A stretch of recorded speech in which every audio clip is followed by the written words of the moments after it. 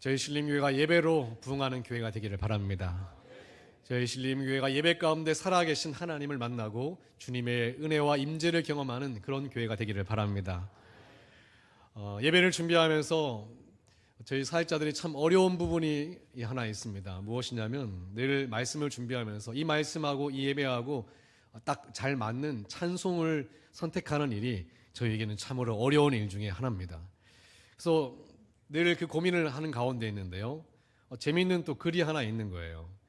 제목은 직업별 찬송이라는 제목이었는데요.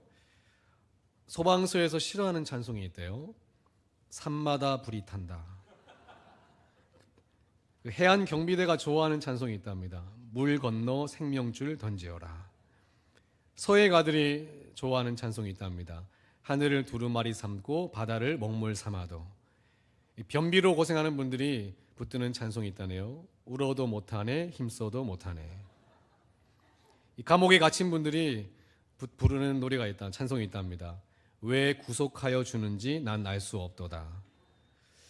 이 글을 보면서 야, 어떻게 이렇게 딱 맞는, 이게 딱 직업별로 딱 맞는 찬송을 선곡했나, 그런 생각이 드는 겁니다. 올해 예배를 고민하면서 참 많은 부분이 고민이 됐어요. 어떻게 하면 하나님께 집중해서 예배 드릴 수 있는 순서가 될까? 어떻게 하면 사도신경도 형식적으로 고백하지 않고 마음으로 함께 신앙을 고백할 수 있을까? 어떻게 하면 찬송을 주님 앞에 집중하며 드릴 수 있을까? 이런 고민들을 참 많이 했는데요. 하나님이 그 말씀의 한 구절이 생각나게 하시는 겁니다. 요한복음 4장 24절인데요. 함께 읽어볼까요? 시작. 하나님은 영이시니 예배하는 자가 영과 진리로 예배할지니라. 참 많은 예배에 대한 고민이 있었는데 이 말씀이 탁 들어오는 순간 좀 명확해진다 그럴까요? 단순해지고, 하나님은 어떤 예배를 기뻐하시냐면 영과 진리로 드리는 예배를 기뻐하신대요. 참 많이 고민했습니다. 여러 가지 순서와 형식과 이런 것들을 고민하고, 찬양도 어떤 분들은 찬송가에 나오는 찬송만 진짜 찬양이라고 생각하는 사람도 있고, 어떤 사람은 성경 구절이 나오는 찬송까지는 찬송이 돼, 요즘에 복음성가는 또 찬송이 아니라고 생각하는 사람도 있고요. 또 수많은 사람들의 그 예배의 다양한 기준과 각 교파의 경험의 어떤 기준을 가지고 있는데, 하나님 어떻게 예배하는 것이 정말 하나님이 받으시는 예배일까요? 했을 때 오늘 이 말씀이 저를 참 단순하게 했어요. 하나님이 바라보시는 예배는 우리의 마음의 중심이 있는 영과 진리로 드리는 예배라고 하는 것입니다. 하나님은 영이시니 예배하는 자가 영과 진리로 예배할지니라. 이 말씀 앞에서 너무나 자유로워지는 거예요. 오늘도 그렇겠구나. 하나님이 어떤 걸 주목하시느냐, 우리의 형식과 우리의 전통과 격식을 주목하시는 게 아니라 우리의 마음에 있는 중심, 영과 진리로 예배하려고 하는 그 마음의 중심에 집중하시는 하나님이시구나 하는 그 마음을 느꼈습니다. 저는 예배를 준비하면서 하나님, 저희 신림교회가 은혜가 흠뻑 충만한 그런 예배 되게 하여 주시옵소서. 한 주 동안 세상에 살다가 오시는 성도님들, 이곳에서 하나님의 진정한 임재를 느끼는 충만한 예배 되게 하여 주옵소서. 이런 기도로 예배를 준비하게 되는 겁니다. 왜 이렇게 예배를 많이 고민할까요? 일주일에 168시간을 저희가 시간을 드리죠. 그러나 예배는, 주일 예배는 일주일에 딱 한 번 1시간가량 드리는데요. 왜 이 1시간가량에 드리는 예배에 이렇게 많은 고민을 해야 될까요? 왜냐하면 일주일에 그 많은 시간 중에 1시간인 예배인 것 같지만 사실은 예배 1시간으로 모든 것이 결정이 되기 때문에 그렇습니다. 예배가 신앙생활에 너무나 중요한 부분이기 때문에 그렇습니다. 예배를 통하여 한 사람의 인생이 바뀌는 것이기 때문에 그렇습니다. 예배를 통하여 도무지 하나님을 만날 수 없는 우리가 살아계신 하나님을 만나는 예배이기 때문에 그렇습니다. 제 인생이 그렇습니다. 제 인생이 예배 한번 잘 드리고 나서 인생이 바뀌었어요. 예배 가운데 살아계신 하나님을 만나고 나서 제 삶의 기준이 달라지고요, 제 삶에 중요하게 여겼던 것이 달라지고, 제 삶의 인생의 방향이 달라진 사람이 바로 저 자신입니다. 예배 한 번에 모든 것이 바뀔 수 있는 이 중요한 예배를 우리가 중요하게 고민하는 것이 너무나 당연합니다. 저는 남성분들에게 언제 예배를 가장 뜨겁게 드렸냐 물어보면 많은 분들이 군대에 있을 때 그렇게 뜨겁게 드렸다 하더라고요. 군대가 도대체 뭐라고 예배를 뜨겁게 드리나, 저도 가보니까요, 다르긴 다르더라고요. 지쳐가지고 한 주 동안 힘들었는데 교회 가면요, 찬양을 하는데요, 마음이 달라져요. 군대 가서 예전에 군대 갔다 오면 꼭 군대 갔다 온 사람이 실로암 이런 거 막 부르고 이러면 그 촌스러운 옛날 찬양을 왜 저렇게 부르나 이랬는데 군대 갔더니요 드디어 그 곡이 나오는 거예요. 어두워. 근데 신기한 게요 제 마음이 어두워. 갔더니 진짜 그 어두운 밤에 캄캄한 밤에 오시는 그 찬양이 살아서 역사하고 움직이는 겁니다. 눈물이 나고 박수를 치고 신나게 찬양하는 것 같지만 눈에는 눈물이 흐르고 마음을 다해 찬양하는 장면. 그 장면 속에서 이 예배가 참 얼마나 귀중한지를 또 한번 깨닫는 겁니다. 제가 군대에 있을 때 군종을 했는데요. 역할이 많았습니다. 주중에는 분대장하고 모든 걸 총괄하기도 하고 밤에는 또 상담병을 하고요. 또 주말에는 군종도 하고. 그런데 군종을 맡으니까요. 부담이 되는 겁니다. 그래서 예배를 그래서 저희 부대에 음악 전문 작곡가가 있었거든요. 그래서 그들 부탁을 해서 찬양을 준비시키고 또 예배를 또 세팅하고 또 군인들이 또 외부에서 또 여성분들이 함께 찬양하고 이런 걸 좋아하거든요. 그래서 다른 교회에 부탁해가지고 외부에서도 같이 와서 예배 드릴 수 있도록 부탁도 드리고 그러니까 예배가 막 살아나니까 너무나 장병들이 교회에 와서 예배 드리는 걸 좋아하는 거예요. 그런데 신기하죠. 예배가 막 살아나니까요. 부대에 사고가 줄어드는 겁니다. 부대에 방황했던 그리고 여러 가지 늘 관심병사라고 하는 문제 친구들이 있는데 그 친구들의 문제가 풀어지는 거예요. 그래서 이 되게 대대장님들도 너무나 좋아하시는 거예요. 군대 교회가 열심을 내고 나서 예배가 막 살아나고 나서 군대에 많은 것들이 해결되기 시작했다고. 여러분 예배가요 우리 인생을 막 바꿉니다. 그래서 미국의 한국의 수많은 나라에 예배가 뜨겁게 드려졌던 나라는 이 대각성 운동이라고 해서 예배가 살아나니까 사회가 바뀌기를 시작하는 거예요. 예배가 바뀌니까 학교가 바뀌고요. 예배가 바뀌니까 이 지역 사회들이 변하기를 시작하는 겁니다. 그래서 이 역사학자들이 이 종교의 부흥운동을 부흥운동이라고 이야기하지 않고 대각성운동이라고 이름을 붙인 이유가 있는 겁니다. 여러분 예배를 드리면요 저희 신림교회가 예배가 뜨거워지고 예배가 변하기 시작하면요 이 난곡동이 변하기를 시작하는 거예요.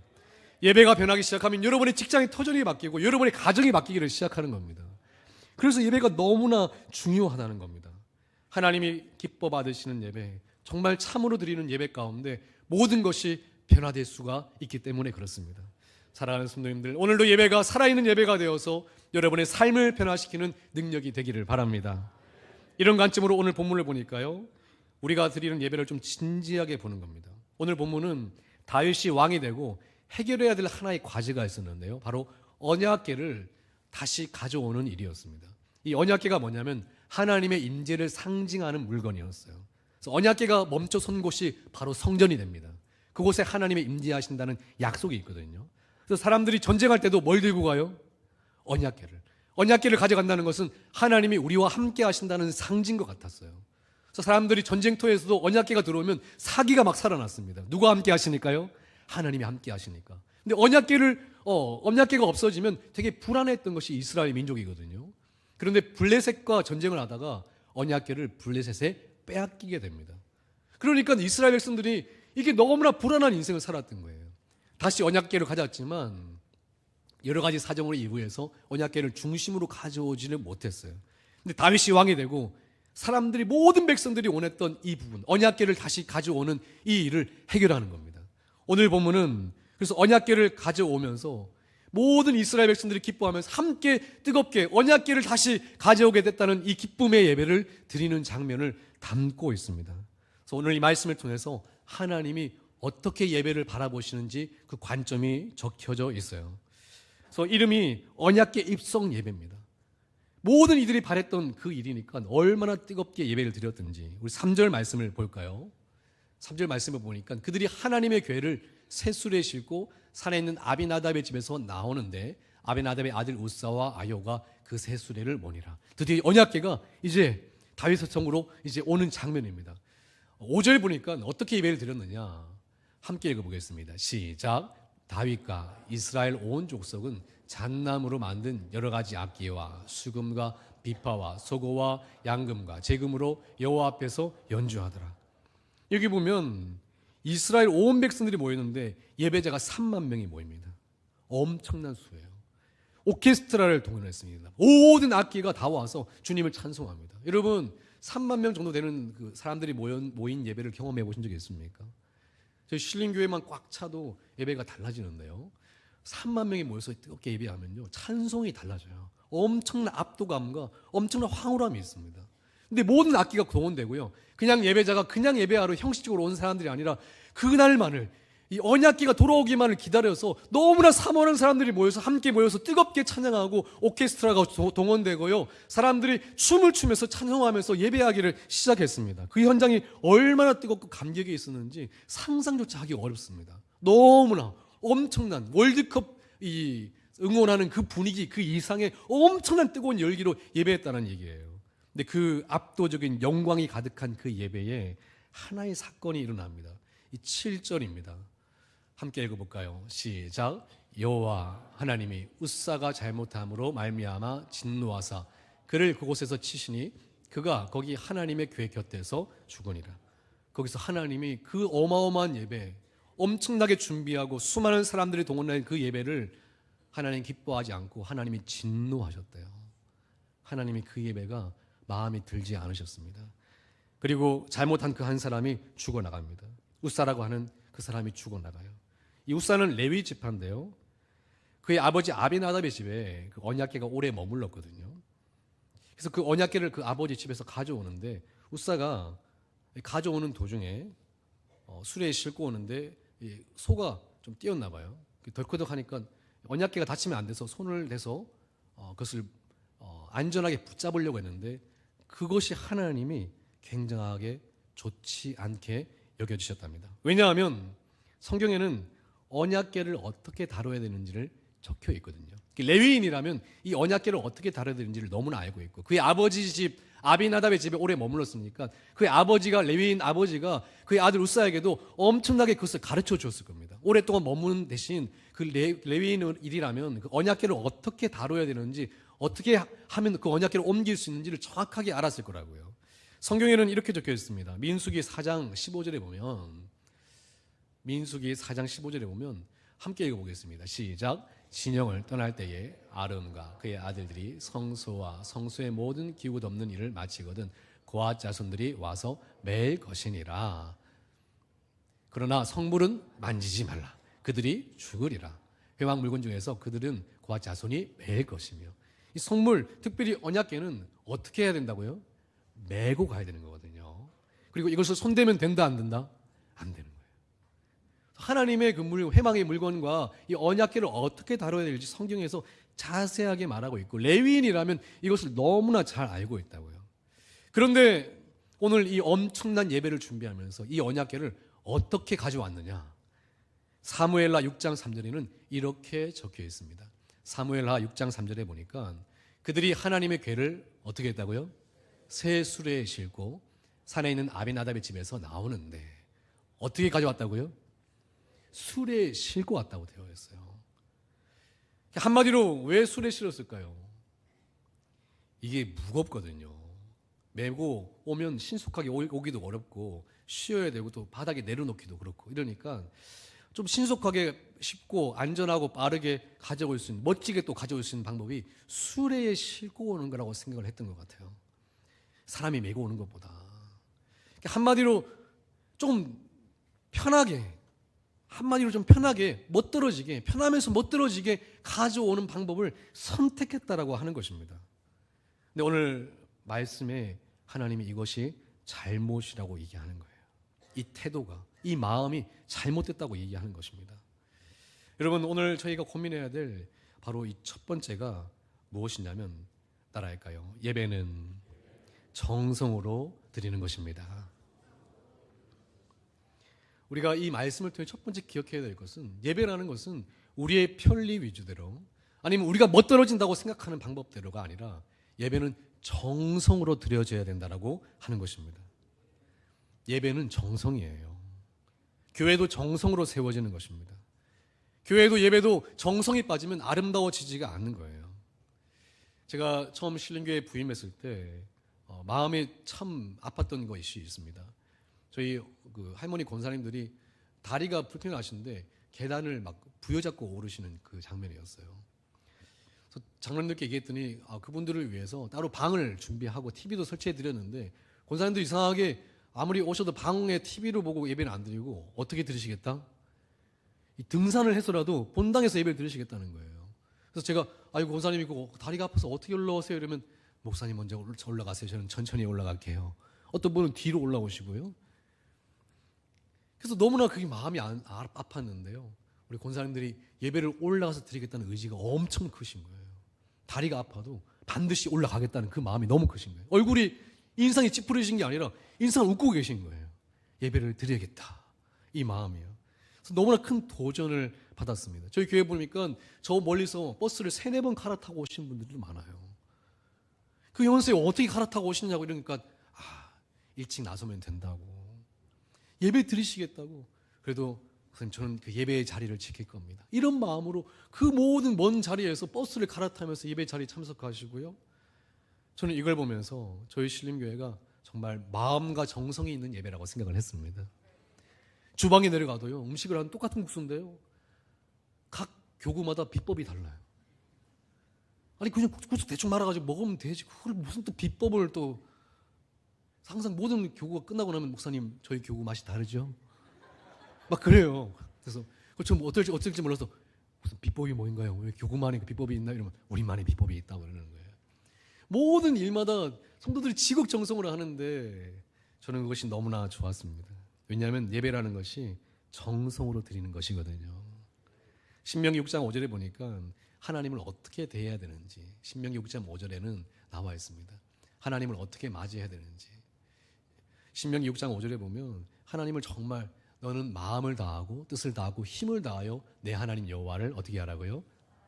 마음을 다해야 된대요. 그래야 뜻이 다해지고요. 힘이 다해진대요. 하나님 앞에 마음을 다하지 않으면 안 된다라고 하는 겁니다. 저는 늘 기도합니다. 하나님 저희 신림교회 예배가 성령의 기름 부음이 있게 하여 주시옵소서. 하나님이 역사하는 예배가 되게 하여 주시옵소서. 말씀이 터치하는 그런 예배가 되게 하여 주옵소서. 늘 이렇게 기도하는데 성도들이 그래서 마음과 정성을 다해야 된다라고 하는 겁니다. 예배가 여러 가지 형식이 있고 여러 가지 방법이 있고 다 좋은데요. 올해 예배가 바뀌려면 우리의 마음이 바뀌어야 돼요. 지난주에는 그 CBS 그 직원들 예배를 인도하고 왔는데요. 아침에 갔더니 직원들이 많이 모였어요. 꽉 차서 예배를 드렸는데 그래서 제가 의심스러워서 물어봤습니다. 사장님 근데 이 CBS 기독교 방송이지만 이 예배를 의무적으로 드려야 되는 건가요? 이렇게 물어봤어요. 그런데 CBS는 한 400명 정도 직원이 있는데 예배실은 80명 정도밖에 들어갈 수가 없대요. 의무적이지 않고 자원하는 마음으로 매일 아침마다 예배가 드려지는데 항상 가득 차서 예배를 드린다는 거예요. 그래서 이 이야기를 우리 부목사님들에게 얘기했더니 안 믿는 거예요. 목사님 분명히 의무적일 겁니다. 자원해서는 드릴 수가 없습니다. 이렇게 하는 거예요. 그래서 다시 한번 물어봤는데 자원을 한다는 거예요. 그래서 그 마음에 좀 충격을 받았어요. 예배를 너무나 잘 드려서 어떻게 이렇게 매일매일 예배를 드리고 할 수 있을까 생각이 들어서 그때 우리 저희도 토요일마다 저희 사역자들과 우리 모든 직원들이 아침에 예배를 드리고 시작하거든요. 우리도 바르게 똑바로 예배 드려야 된다고. 빨리 끝나고 얼른 끝나고 다 일할 생각하지 말고 우리부터 예배를 똑바로 드리자. 마음을 다해서. 그런 마음이 드는 거예요. 그래서 저도 올해 여러분에게 예배를 잘 드려야 된다고 말하는 목회자가 되기보다 저부터가 마음이 달라져서 예배를 드리는 사람이 되기를 바랍니다. 내 마음이 달라져야겠다는 생각이 드는 거예요. 제 마음이 형식적인 마음이 아니라 정말 하나님 앞에 정성껏 드리는 예배가 되어야겠다는 생각이 드는 것입니다. 사랑하는 성도님들, 올해 하나님 앞에 정성껏 드리는 예배에 승리하기를 바랍니다. 그리고 오늘 말씀을 통해 두 번째 여러분이 새겨야 될 거룩한 말씀의 기준이 있어요. 함께 고백할까요? 내 삶의 기준이 말씀으로 바뀌는 것이 예배입니다. 오늘 말씀을 통해서 신기한 걸 하나 발견했어요. 수많은 오케스트라를 동원했습니다. 언약궤를 가져오기 위해서 엄청난 3만 명이 되는 숫자의 사람이 준비했어요. 엄청나게 화려하고 하나님의 그 예배를 위해서 준비하고 투여된 재정과 사람과 헌신의 노력이 엄청났습니다. 그런데 하나님이 이거를 받으시지 않는 거예요. 지난주에 말씀드렸던 오카노 목사님의 평신도를 깨운다는 책에는 한국교회는 3호 현상을 주의해야 된다고 말씀을 드렸죠. 한국교회는 3호가 있어서 위험하다는 거예요. 첫 번째는 허수, 숫자에 대한 허세가 크다는 거죠. 그리고 허세, 외형적인 허세가 크고요. 허상, 뭔가 그렇게 막 거룩한 이런 외형을 갖추면 나도 그런 삶을 살고 있는 것 같은 허상이 있다고 했습니다. 이 삼국교회가 이 세 가지 때문에 아주 병들었다는 거예요. 하나님이 예배를 받으시냐 받으지 않으시냐가 아니라 내가 뭔가 감동이 있고 내가 뭔가 참 그럴듯해 보이고 거룩해 보이고 나 중심적인 어떤 감동과 나 중심적인 거룩을 사모하면서 다른 사람들에게 보여지는 이 허세와 허상과 이 허수에 물들어서 한국교회 예배가 겉으로는 너무나 거룩해 보이고 온전해 보이더라도 하나님이 받으시는가 살아있는가 하나님의 역사 가운데 있는가 이거하고는 거리가 멀어졌다는 겁니다. 오늘 다윗이 드렸던 예배도 너무나 거품이 많은 예배였어요. 감동이 있었어요. 뭔가 어마어마했습니다. 음악이 엄청났어요. 사람들이 엄청 모여서 찬양만 해도 뭔가 찌릿찌릿했습니다. 그런데 하나님이 볼 때는 이거 아니다 하는 예배였다는 거예요. 다윗이 그 일이 있고 나서 마음이 상했어요. 사무엘하 6장 8절에 보니까 이렇게 적혀 있습니다. 여호와께서 웃사를 치심으로 다윗이 어떻게 했대요? 분했대요. 엄청나게 준비했거든요. 예배를 위해서요. 이렇게 하나님을 위해서 이 엄청난 준비한 예배에 하나님이 받지 않으시니까 다윗이 분했어요. 다윗이 마음이 불편했습니다. 왜 그런지 이해가 되지 않았습니다. 도대체 뭐가 문제인지 이렇게 거룩한 예배 왜 이런 일이 일어나야 했는지 하나님이 기뻐하시는 언약궤를 가져오는 일이었고 수많은 사람이 찬양했고 3만 명이 모여서 최고의 찬양 최고의 예배를 드리고 모든 것을 동원한 것을 다 했는데 도대체 왜 하나님이 이것을 받지 않으시는지 다윗이 이해하지는 못했다고요. 그런데요 나중에 다시 언약궤를 가져오는 예배를 드리거든요. 그 장면을 보면 다윗이 이해했음을 알게 됩니다. 역대상 15장 13절에 15절인데요. 오늘 말씀의 결론이 될 것 같네요. 함께 다 같이 한번 읽어보겠습니다. 시작. 전에는 너희가 매지 아니하였으므로 우리 하나님 여호와께서 우리를 찢으셨으니 이는 우리가 규례대로 그에게 구하지 아니하였음이라 하니 이에 제사장들과 레위 사람들이 이스라엘 하나님 여호와의 궤를 메고 올라가려 하여 몸을 성결하게 하고 모세가 여호와의 말씀을 따라 명령한 대로 레위 자손이 채에 하나님의 궤를 꿰어 어깨에 매니라. 어떻게 했다고요? 어깨에 매는 거예요. 왜인지 몰랐습니다. 분하기만 했습니다. 억울했어요. 이렇게 최선의 예배를 드리고 최고의 것을 드렸는데 하나님 받지 않은 것이 이해가 되지 않았습니다. 그런데요 어느 날 깨달아지는 거예요. 하나님의 말씀과 전혀 상관이 없는 예배였다는 거예요. 내 기준에서 최고였고요. 내 기준에서 거룩이었고요. 내 기준에서 하나님이 받으시기 합당한 거였고요. 내 기준에서 하나님이 기뻐하시는 일이었지 하나님의 말씀과는 전혀 거리가 있는 일이라는 것을 깨달았습니다. 전에는 허세에 빠졌던 다윗의 예배였는데요. 겉으로는 화려했지만 하나님이 말씀하시는 그 말씀의 기준의 본질이 없었음을 깨닫게 됩니다. 그래서 정신 차리고 보니까 다시 말씀의 기준대로 하나님이 명령하신 대로 언약궤를 옮겨야 했음을 그제서야 깨닫게 되는 거예요. 하나님이 명령하신 대로 채에 깨서 어깨에 메고 가져왔어야 된다는 것을 그때 깨닫게 된 것입니다. 그래서 다시 그것을 메고 어깨에 메고 언약궤를 옮기는 장면으로 오늘 말씀은 끝을 맺게 됩니다. 오늘 저희가 드리는 예배도 마찬가지입니다. 예배가 뭐냐면 하나님의 말씀으로 기준을 세우는 것이 예배입니다. 한국교회 물어봤습니다.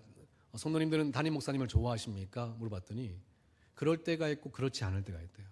언제 담임 목사님이 좋습니까? 하니까 담임 목사님이 내 생각과 의견이 일치할 때.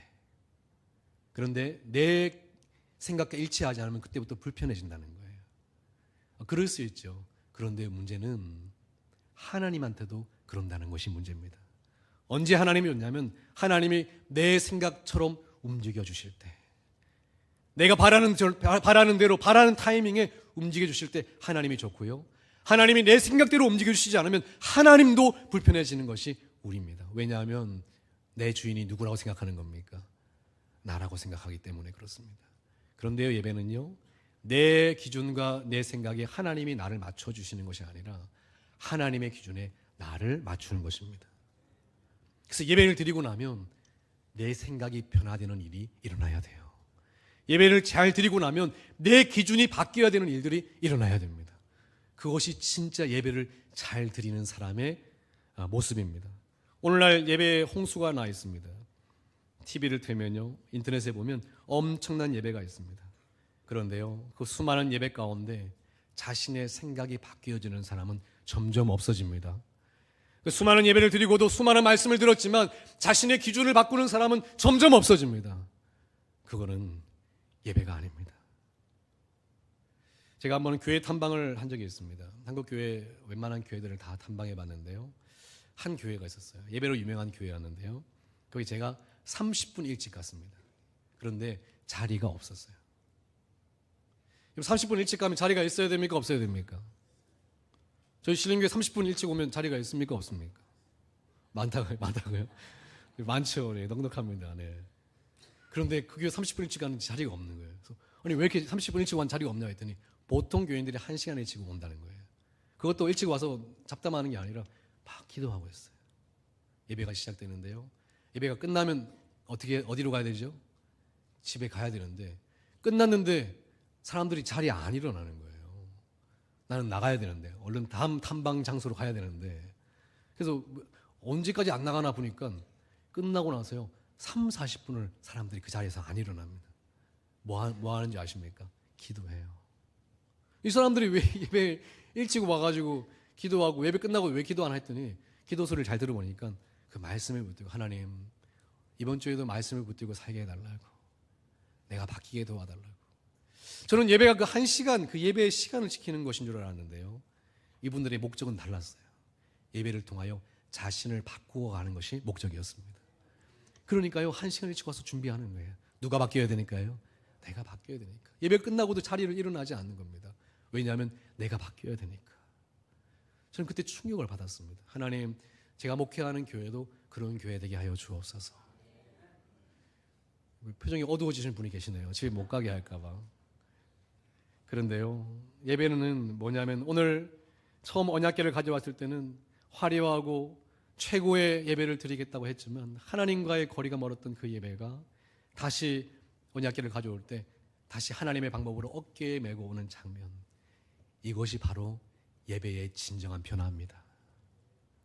우리는 지금은 몰라요, 하나님의 기준이 뭔지. 그런데요, 어느 날 하나님의 말씀의 기준 앞에 깨닫고 내 삶의 기준을 바꾸는 그것이 진정한 예배의 역사입니다. 올해 저희가 예배에 대한 도전을 할 텐데요, 오늘 말씀과 같은 이런 역사가 매주 일어나기를 바랍니다. 처음에는 내 기준과 내가 원했던, 내가 세웠던 그 기준으로 살아가고 최선만 다하면 하나님이 받으신다고 생각했는데요, 아니에요. 이제 하나님의 기준을 알고 내 자신의 기준을 바꾸어 나가는 그 예배, 내 자신의 걸음을, 실제적인 걸음을 바꾸는 그 예배, 나의 생각을 바꾸는 그 예배, 그 예배가 드려질 때 비록 3만 명이 모이고 오케스트라가 동원된 예배가 아닐지라도 하나님이 그 예배를 기뻐 받으실 줄 믿습니다. 오늘날 수많은 교회에서 오늘도 예배가 드려지고 있겠죠. 그런데요, 하나님이 진정하게 받으시는 예배는 따로 있습니다. 하나님은 오늘도 여러분에게 기대하시는 거예요. 하나님의 기준 가운데 여러분의 생각이 바뀌기를, 여러분의 걸음이 바뀌기를. 오늘 저와 여러분들이 정성으로, 그리고 기준을 바꾸는 것으로 저희 신림교회 예배가 하나님이 살아계시고 하나님이 받으시고 역사하시는 놀라운 은혜의 예배가 되기를 축원합니다. 기도하겠습니다.